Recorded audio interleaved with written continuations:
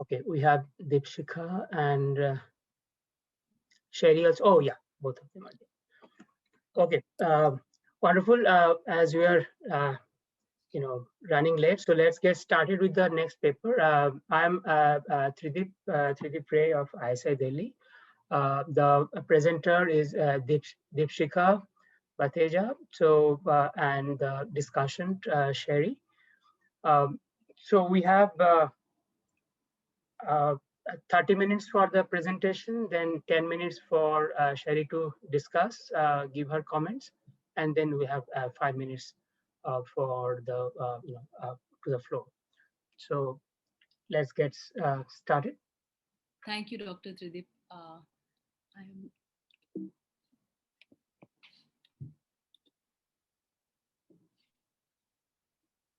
I hope you guys can share, see my screen.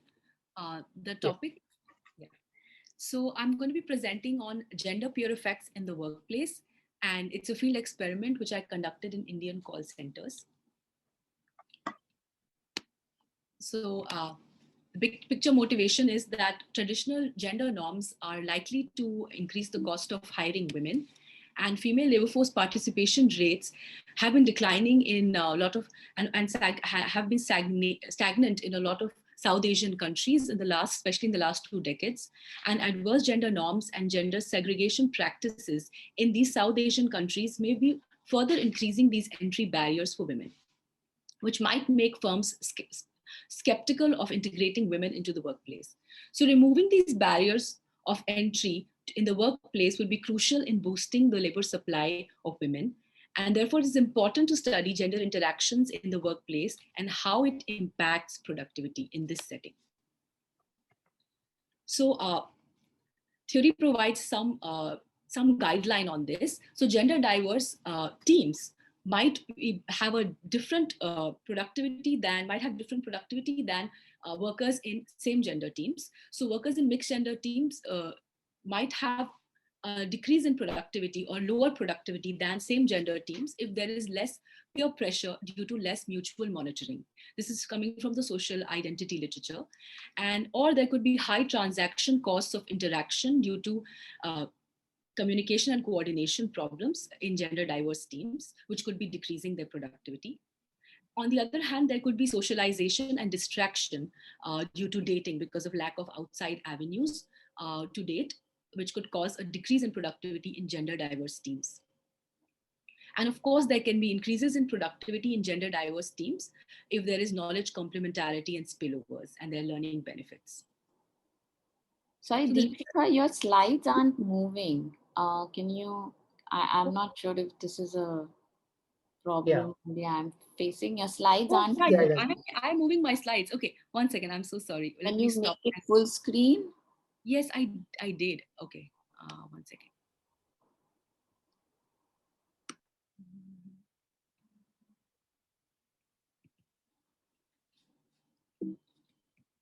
Yeah, we can see it better now. Can you see when I change the slides now? Yeah, it's fine now. The research question and then in the previous one, the theory? Yes. Okay. I'm so sorry. So the research question that I'm posing in this paper is, does the gender of one's co-worker matter? And specifically, does the gender of one's co-worker impact one's productivity, learning, comfort, gender attitude, job satisfaction, and socialization? So to provide an overview of the experiment, it is the first, in my opinion, to my knowledge, is the first individual level randomized control trial to study the impact of gender diversity in the workplace on employee productivity.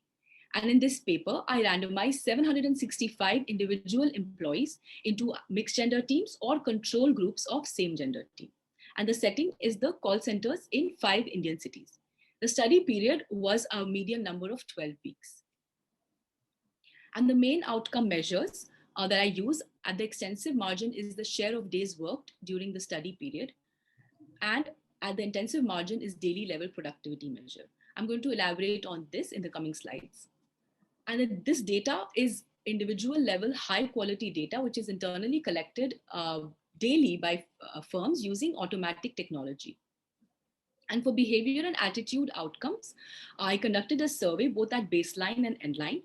And measures were gender attitude, job satisfaction, knowledge sharing, dating, peer monitoring, comfort with opposite gender. So you might ask, what is the importance of peers or co-workers in such a setting, in the call center setting? So economic literature provides some evidence that low-skilled or routine jobs, like the ones performed by the call center workers here, have significant and larger peer effects than high-skill intensive jobs. In this setting, there is daily interaction with team members in team meetings. So there are these team meetings held at the onset of a day in the morning, and in which they discuss their targets. So there is daily interaction, and it's also standard practice for teams to sit together. And further, at the baseline, when I asked the call center employees whether when they're stuck on calls, who do they ask for help, then 27% of them said that they did ask for their co-workers for help, primarily their co-workers for help when they are stuck on a call. And a large majority of them agreed that they did ask for help, and they learned something from the co-workers sitting nearby. This picture was taken from a male-only team in Patna and as you can see, they are sitting quite close by. So when they're stuck on a call, of course, the team leader is the person that they're supposed to seek for help. But because they're sitting in such close proximity, they do ask each other for help when they are stuck on a call. So what do I find? For the main outcomes, I find a precisely estimated overall zero effect for both male and female employees on both productivity at the intensive and extensive margins. And on behavior and attitude outcome, I find an increase in knowledge sharing, dating, and comfort with opposite gender in mixed gender teams for male employees. And for female employees, I find an increase in peer monitoring and support when they're assigned in mixed gender teams. And for differential treatment effects on norms, conditional on being assigned to mixed gender teams, men with progressive gender attitudes have significantly higher productivity at the intensive margin than men with regressive gender attitude. And for women with higher autonomy showed up to work more than women with lower autonomy. So this paper contributes broadly to the gender peer effect literature. So the literature is divided into a couple of parts.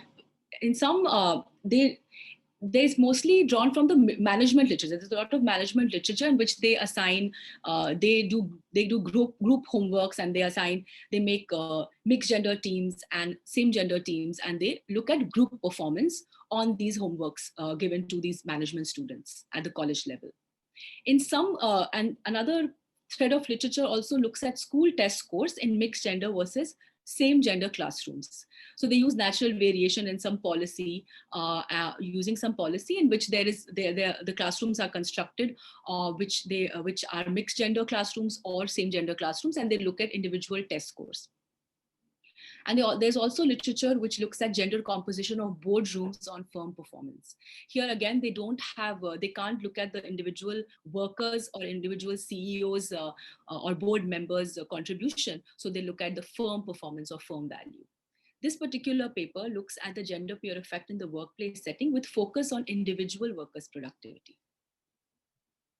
This paper also contributes to the literature on impact of diversity on employee productivity. So Jort looks at the impact of ethnicity in Kenya on the flour company and productivity of workers. And Lyons looks at the nationality, the effect of people from different nationality and their productivity. This paper looks at gender diversity. There's also some literature which looks at gender attitude, the impact of gender attitude, of gender diverse teams on gender attitude. However, they don't look at productivity. And this paper adds to this literature by studying also productivity as well as gender attitude. So the broader relevance of this paper in terms of policy is that it has implications for firms and workplaces. It provides evidence that it is not costly for firms to hire women, especially in male-dominated workplaces in countries with adverse gender norms. So here the call center industry, relative to other industries in India, yes, they do hire more women, but still it is a male-dominated industry with only 30% of the employees' workforce being female. So, and this call center industry is the largest private sector employer in India.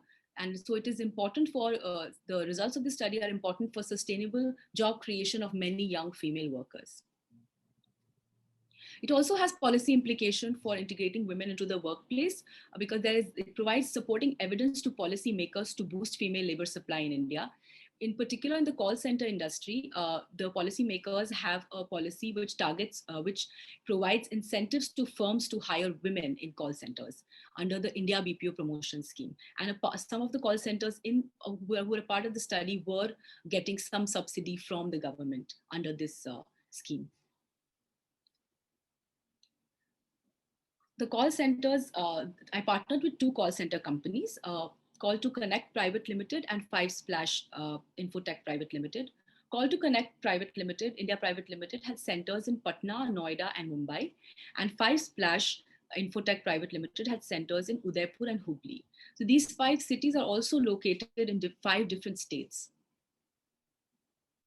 So to give you a background on the call centers, these call center workers who are the subjects of this study are entry-level workers, who are also called agents. They work in teams which is held by team leaders or supervisors. Team leaders supervise a group of 20 to 25 agents. And in this particular paper, I have 5 inbound processes and 5 outbound processes. So 10 processes in total. Processes are businesses. So these call centers work as third-party, they provide third-party help to different companies. So they basically provide either inbound services, which is customer support service, help to incoming calls, where they receive calls. If you make calls for help, they receive those calls. So they are these customer support service representatives. And the other kind of help that they provide is outbound, which is where they make calls to you to make sales. So the advantage of this call center setting was that it is the largest private sector employer in India with hiring about 4 million workers, but it also hires a lot of young workers who have low past exposure to opposite gender. The average age of a worker in this study was around 22 years. And around 30% of the workers in the sample at baseline had not interacted with opposite gender outside of their family while they were in school. So they had low past exposure to opposite gender. There's also productivity measurement advantages because each call that they make or they receive is recorded, and the length of the call, their login hours, all these measures are recorded. So there is technology-based monitoring, which allows for consistent and exact measures of productivity. And because these workers work on a computer, on a desk, and the feature of this call center industry, it also resembles other workplace settings across the world. So I will now explain a little bit about the intervention, the study design. The treatment was of being assigned to a mixed gender team and compared to the control group of all male or all female team. 297 male employees were randomly assigned to mixed gender teams or gender integration treatment arm, and 320 workers were assigned to all male teams or control arm. 67 female employees were assigned to mixed gender teams or gender integration treatment arm, and 81 in all female teams or control arm. There are fewer women in the call centers, and therefore I could only make, so there are fewer women also in the study. There are only 67, in total about 140 women in the study. So these existing employees were aligned to teams for 6 to 14 weeks. And the new hires which joined in this period were randomly assigned to teams, to these mixed gender or control teams. And the seating plan was in a way that there was alternate seating for male and female employees in mixed gender teams. So I'm in mixed gender teams to intensify the exposure, to intensify the treatment or exposure to opposite gender. Males and females were made to sit on alternate seats. And the randomization design, which was followed, was matched pair randomization. based on past productivity data to assign individual workers into teams. So the concept of matched pair randomization, as most of us are aware of, is two units are matched on a list of important characteristics, and then one of them is randomly assigned to treatment and the other to control. So in this call center setting, same gender workers belonging to a particular work shift are matched on their average performance. This average performance was based on 3 to 4 weeks of pre-study administrative data. So male members were matched on their past productivity and assigned to either mixed gender or same gender teams, and so were female employees using random number generator. And I also ensured that mixed gender teams had about 30 to 50% female employees. This is a flowchart of the randomization design, which is the ideal design. The total employees, some of them were female, some of them were male, and female employees were then assigned to either female teams or mixed gender teams. And male employees similarly were assigned to mixed gender teams or control group of male teams. But this randomization design could only be followed in 2 processes due to fewer women. So in most cases, this was the flowchart that was, or design that was followed, that the female employees were assigned to mixed gender teams, but there were not enough female employees to have a control group of all female teams. So therefore, there are more males in my study. So then these women who were assigned to mixed gender teams, which were providing treatment to males, were not a part of the study. And the men here were a part of the study. In order to increase knowledge, enhance knowledge sharing, I also conducted a team bonding exercise. So using random, and this was also to intensify the exposure to treatment as well, but it was done in both treatment and control groups both. So using a random number generator, 2 members from a team were chosen to be buddies, and from mixed gender team, opposite gender employees were chosen to be buddies. Each such set of buddies were asked to discuss call quality of 3 pre-assigned calls.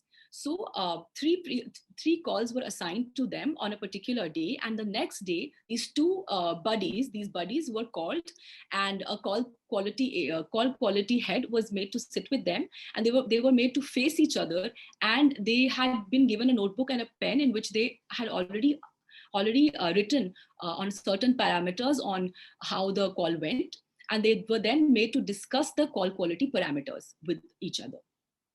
And this was done for both treatment and control groups.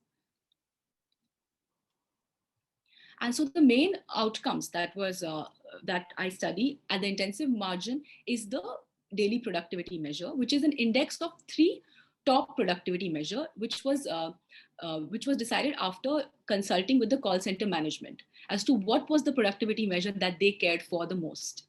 So for inbound processes, average call handling time, net login hours, and number of calls answered were the top measures.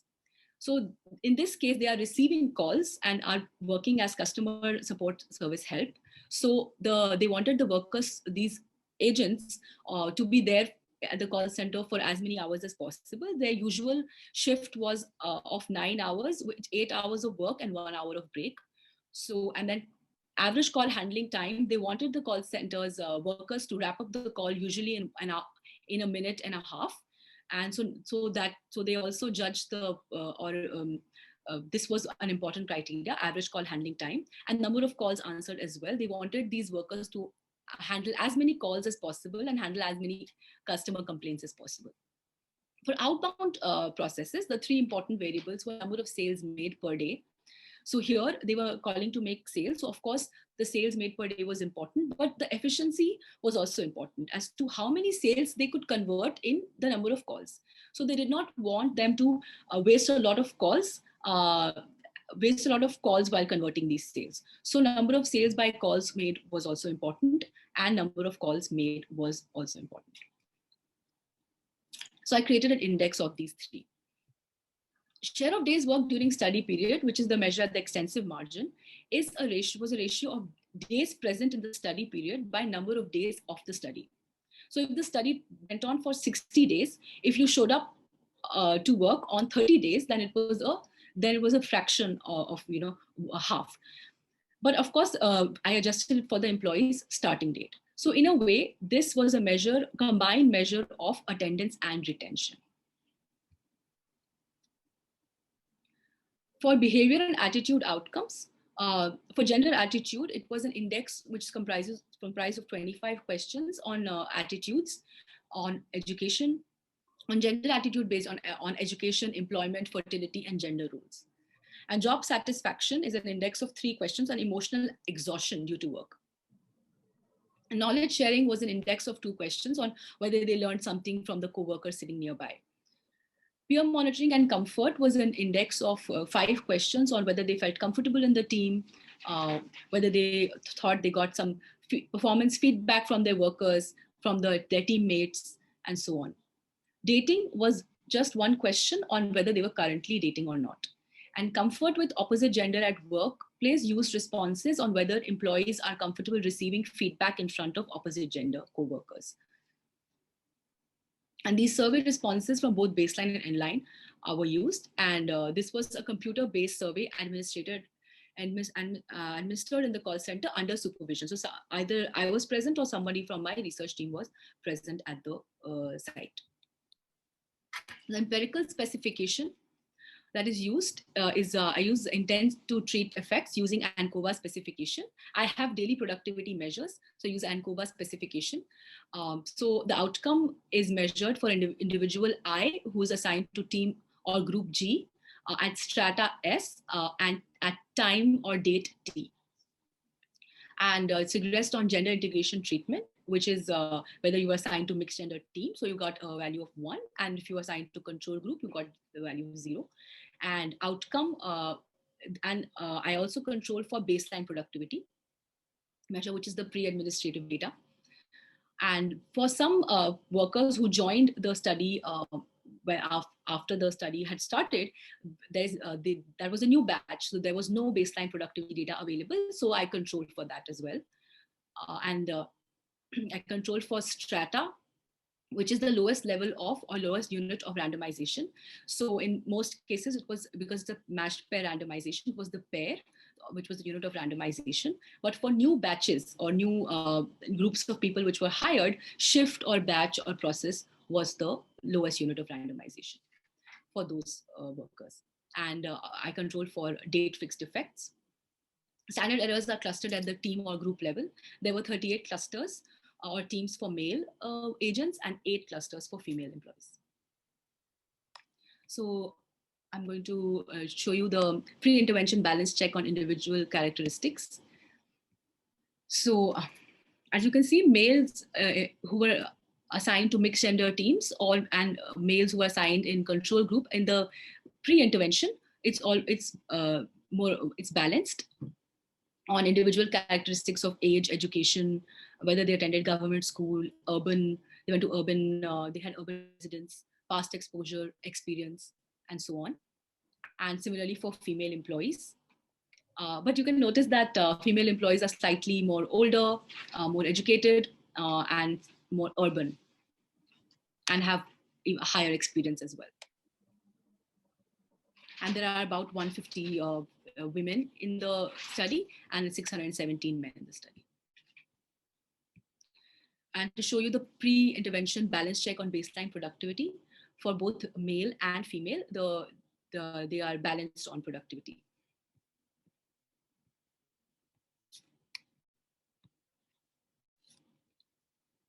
So this is the result on the main productivity outcome of both at intensive and extensive margins of productivity. So as we can see, these are close to 0 effect, and because the null value lies in the tight bounds around the point estimate within the confidence interval.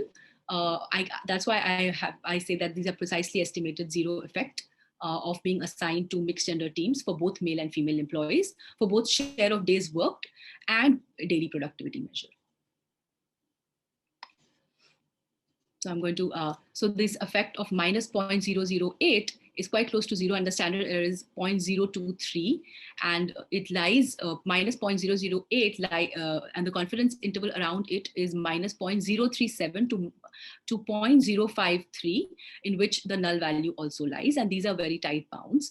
And similarly, for female agents, also you see the null value lies in the confidence interval around the point estimate within minus 0.074 to 0.09. So, and similarly for the productivity Z-scores as well. So now I'll move on to the impact of treatment on behavior and attitude outcomes. So the gender integration treatment is expected to improve gender attitudes.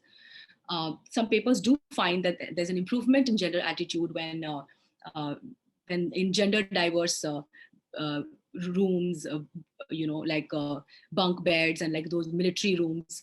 Dahl et al. Find that because there's a breakdown of stereotypes, and there's which encourages and encouragement, and it encourages understanding amongst the opposite gender. So it is expected that gender integration treatment here as well would improve the gender attitude in gender diverse teams. Gender integration treatment could have a positive or negative impact on job satisfaction. Workers might be more stressed around opposite gender teammates, especially in this kind of environment where there is low past exposure to opposite gender, or they might be happier sitting next to opposite gender co-workers because of lack of outside avenues to date. And because they might be learning from their opposite gender peers as well.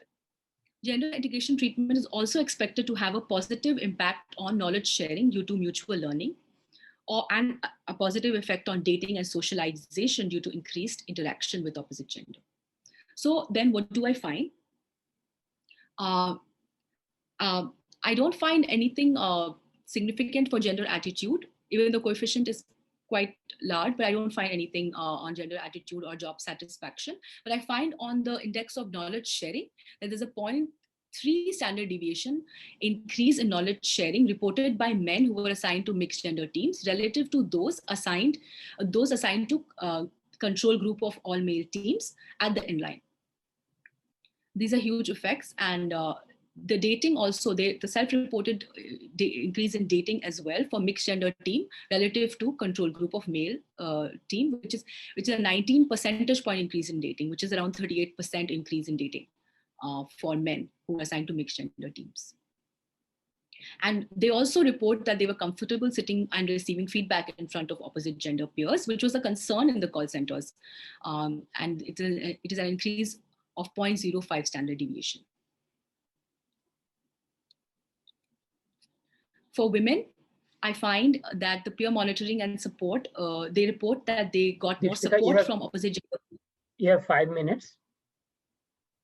Yes, okay, thank you.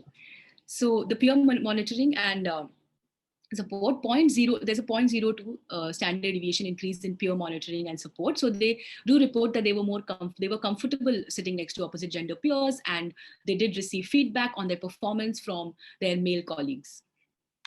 They were assigned to mixed gender teams.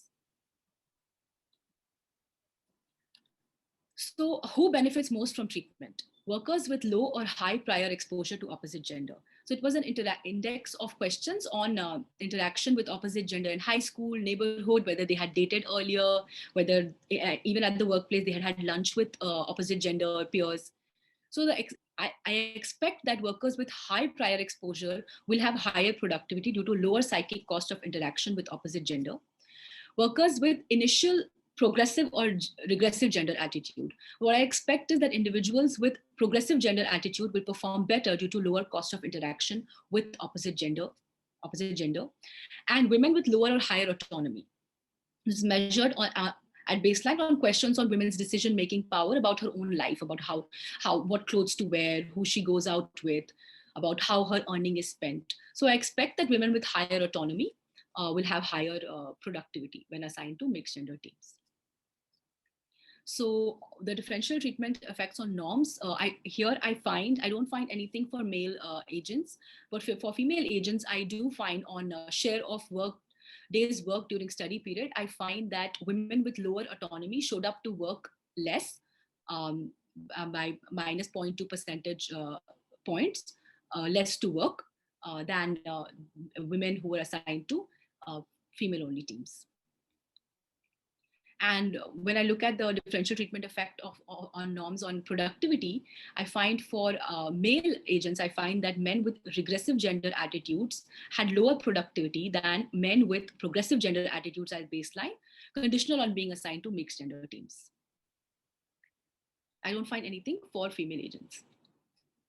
So the summary is that this paper tested the effect of gender integration in the workplace on individual employees' productivity, and I find no evidence on any impact on productivity for both male and female employees, both at the extensive and intensive margins.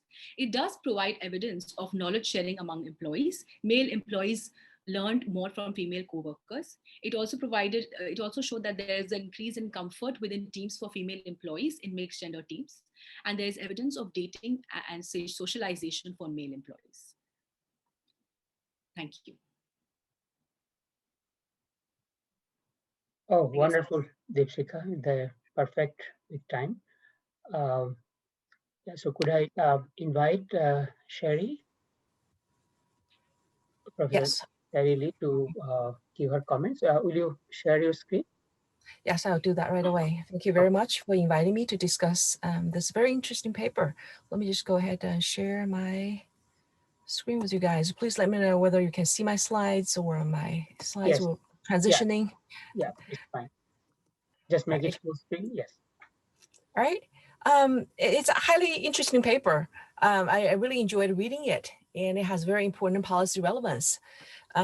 So the experiment, the RCT study, was very well designed and implemented, and the author has, a very rich data set, including pre and post surveys, and, very rich information in administrative data set on daily performance by, close to 800 workers. And I really like the paper. It's well polished. So it just some comments. My comments will focus on basically the analysis, and also, let me see what's going on here. Let me close that.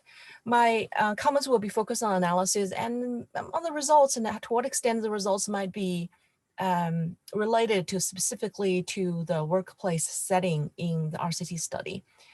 The study, to my best knowledge, was pre-registered at the AEA registry. It's unclear, however, in the paper, which parts of the analysis are pre-registered or which parts are extended analysis. I think it would be very helpful if the author could add more clarification in the paper.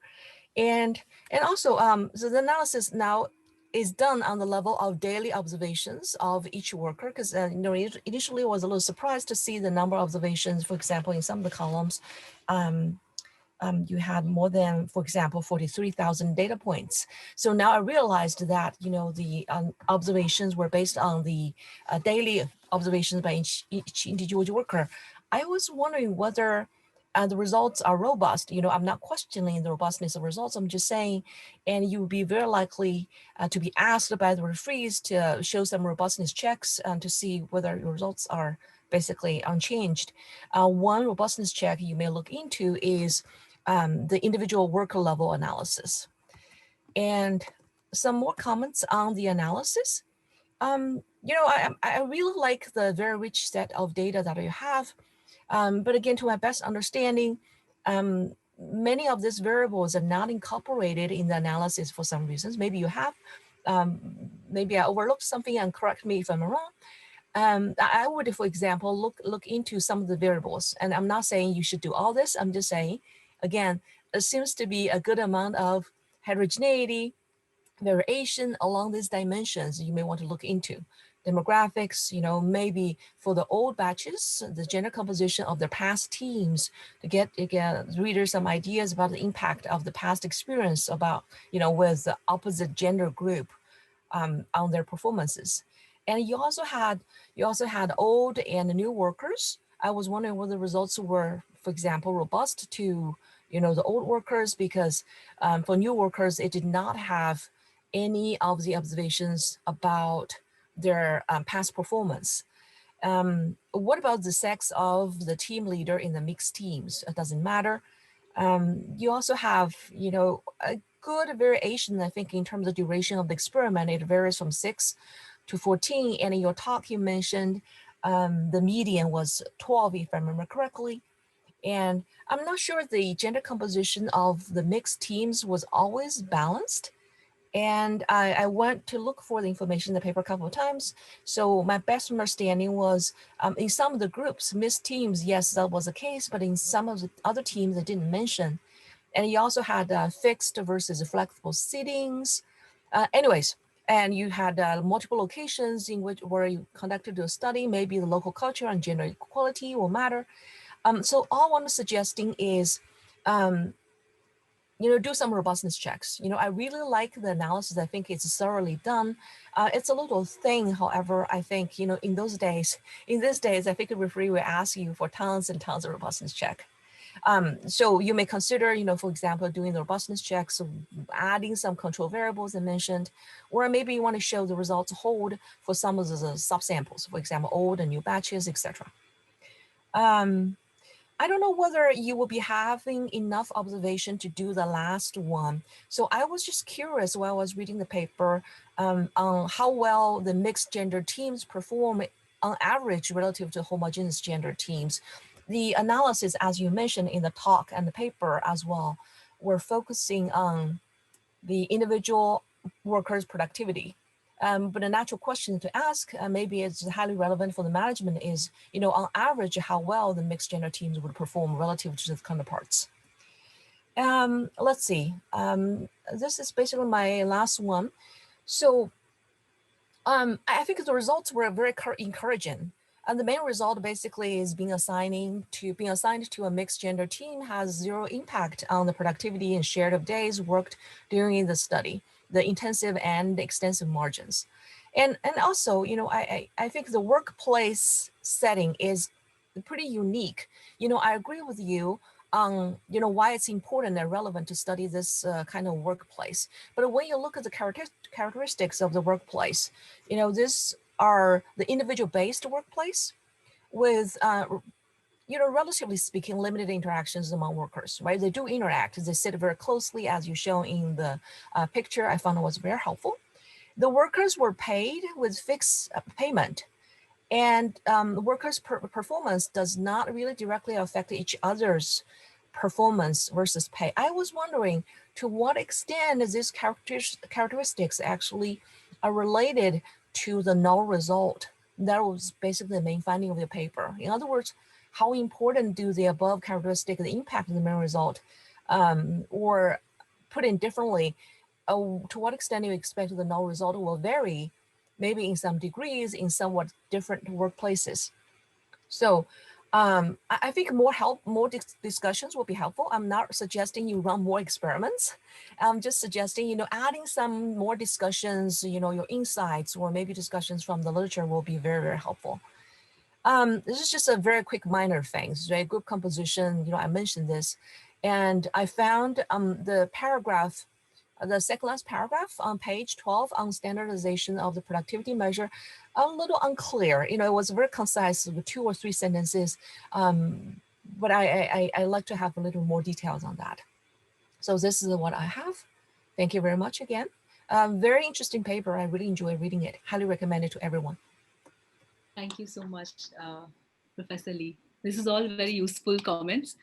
Yes, this is at a working stage. So that's why, this kind of feedback on robustness checks and all is very helpful, because that's going to be my next plan of action anyway. So the only question, everything was mentioned in the, I had written a pre-analysis plan and presented to my committee and people in UC Riverside, where I graduated from. AE registry also mentions so whatever I presented is mentioned in the AE registry. The only additional question that I asked was comfort with opposite gender, because the call centers, in the due course of the study, the call centers were very wary of the fact that they might not be okay receiving feedback from in front of opposite gender peers, because this also links to your later point on why will there be any variation in productivity if it's not linked to their pay, because the team leaders, if you don't perform, if you don't achieve your targets, the team leaders will come and scold you, nudge you, scold you, and in front of your co-workers. So it does matter, like in terms of status, and if you're sitting next to women, especially for men, for both genders actually. So that's why they were also wary of the fact that men might not be very receptive. So that's why I added that one question on comfort with opposite gender and receiving feedback in front of opposite gender. That was the only question that was added apart from what was registered. And that's why I did not look at the demographics and like the heterogeneity analysis that you're asking me, because I thought I have not presented not mentioned it in my pre-analysis plan. But yes, of course, I will also look at those variables. And on the overall productivity of the employees, and not only at the daily level, but the overall productivity, it was robust. I did look at the results, and it holds. And yeah, and I will also look at I do the robustness checks that you have asked me for, and I'm going to write to you after this, and then maybe you can share your slides with me. And the local culture and gender equality, this was a question that was has been asked to me, but because I do collect information on gender attitude, I expect the local culture to be reflected in those questions. So that's why when I look at the differential impact on norms, I expect that result to tell me about the local culture as well. So to incorporate that. So that's how I have incorporated that, because as you said, the data set already asks these questions. In terms of yeah, and I will also look at the overall productivity of mixed and homogeneous. I think I've looked at it at some point, but I don't remember now. And the standardization of productivity measures, I will surely include. That is a great tip, that if it was not very clear, then I can of course include that in more detail in the paper. Thank you so much for your comments. Well, thank you very much for your responses, Deepshikha. It's very impressive work. Okay, wonderful. We have about 5-6 minutes for discussion. So Sonia has a question, then Sheetal. So Sonia, why don't you go ahead, and then Sheetal next. Okay, thank you, Tridip, and hello. Thank you, Deepshikha. I enjoyed the paper very much. Very nicely done. I just have a couple of questions about productivity. Sorry if you showed me, but I wondered if you did show us how much productivity varies. The reason I'm asking, what is the variation in productivity within a call center? The reason I'm asking is, I wonder if the fact that you don't find anything might be because it cannot vary very much because by construction. And I also, so these are all related questions. I'm trying to understand what's happening in the call center. So if a call comes through and I'm on it for a long time because I'm handling it well and it's a long call, then someone else will take it on. So if one employee spends a long time on the phone, it's more likely that subsequent calls go to other people. So there's a relationship between the length of the call and the number of calls you complete. And I think you know where I'm going. So if you could just explain that a bit more. Yeah, sorry. Maybe I'll stop there and then follow up if I understand better. No, thank you, Dr. Sonia, for your question. Yes, I think I need to include a table which shows the min-max, mean standard deviation, the whole summary stats of each of the productivity variables, because there is variation in the productivity variable in each of the individual productivity variables. I don't know, like, so even for net login hours, for example, it is anywhere from 4 hours to 9-10 hours, 10-12 hours. So there is a lot of variation. So therefore I feel, and I do find for other, like for regressive gender attitude and for other things, I do find some significance. So it's not as if, there is, and I also use this data to look at for another paper which looks at the effect of pollution on productivity, and I do find some significance there. So I think if I include, I think that would solve the problem, I guess, if I include the min, max and mean and standard deviation for each of the productivity variables. Yeah, and whether the mean and standard deviation are different for men and women, just taken alone. Yeah, for men and women. Yes, of course. So at the baseline, women had slightly higher productivity than men had. So therefore, when we see the effect on the increase in knowledge sharing for men, that makes sense, because men seem to be learning from the women who are, in most processes, in like 6 or 7 of the 10 processes, women had high productivity at the baseline. But yes, I can include that one table. So thank you for your suggestion. So I think I wasn't very clear with my question about the length of the call and it's spilling over to the next person.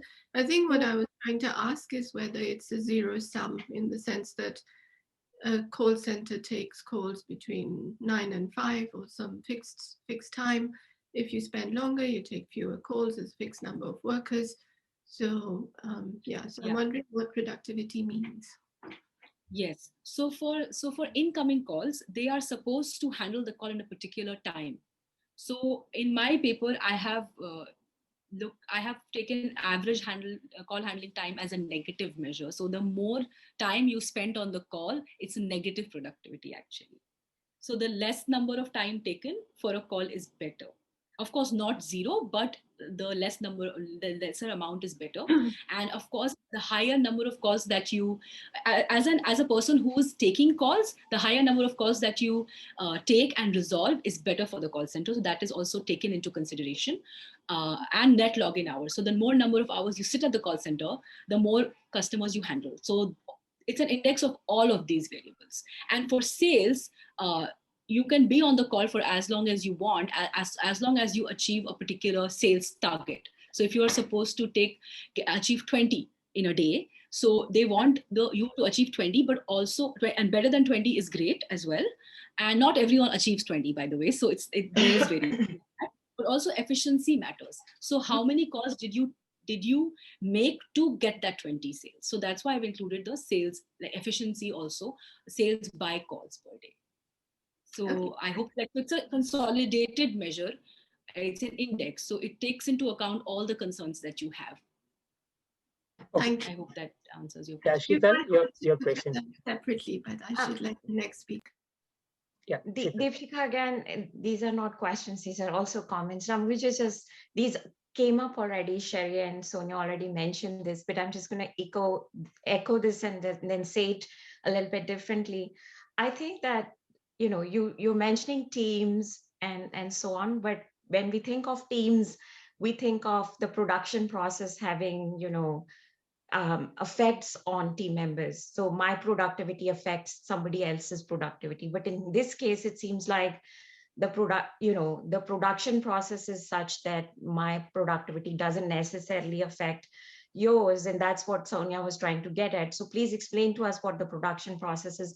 Why does it matter to be in a team, and what are the incentives? So you need to clarify that. But in your setting, it seems like, it's not really about team production. It's about, exposure to these other types of maybe males and females, and maybe how do you feel when you receive feedback in front of them. So it's more sort of a exposure than a team performance kind of experiment that you have, or so the setting you have. So I would say that you should sort of package it in that manner, related to this Dahl's literature about exposure and Dahl's paper, Dahl et al.'s paper, etc., about exposure, not so much as team production or performance, unless there are reasons to expect that my productivity might affect yours. And, are women sort of better at attending calls? Are they slow talkers? Do they spend more time?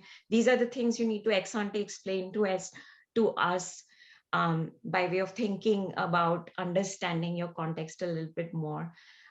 So I would highlight the things that you have, buried in the heterogeneous analysis a little bit more, and spin this paper more as a paper about how social norms matter for or play a role in mitigating these exposure type of experiments or settings as well. So I'll probably stop here, but I think that's where most of these comments were also going. Thank you. Yes, thank you, Dr. Sheetal, for your question. Can I take that? Yeah. So the gender, it is an externality problem, that because they are not making something together. So it is an externality problem and the gender peer effect or peer effect literature is about that, whether you see a worker who is from a different race, and how does it impact you? And these are the different mechanisms or channels through which it could impact your productivity. So of course, there could be like that kind of stress as you are, our social norms or these other things that can impact. But of course, like because they're sitting so close to each other, and as I mentioned, they could be learning from each other directly as well.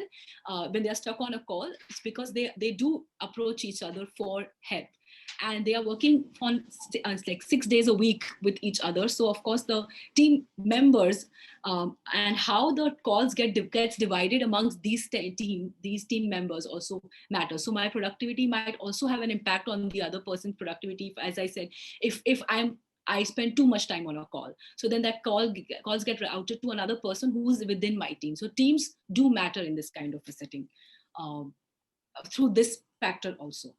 And of course, because they are sitting with each other, there is that spillover effect as well. But yes, I mean, your comments are appreciated, and like I'm going to think more about them, Dr. Shekhar. Yeah, I believe in the interest of time, let's stop here today for this session.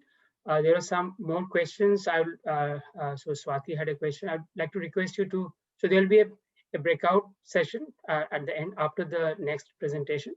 So please ask if there are more questions there.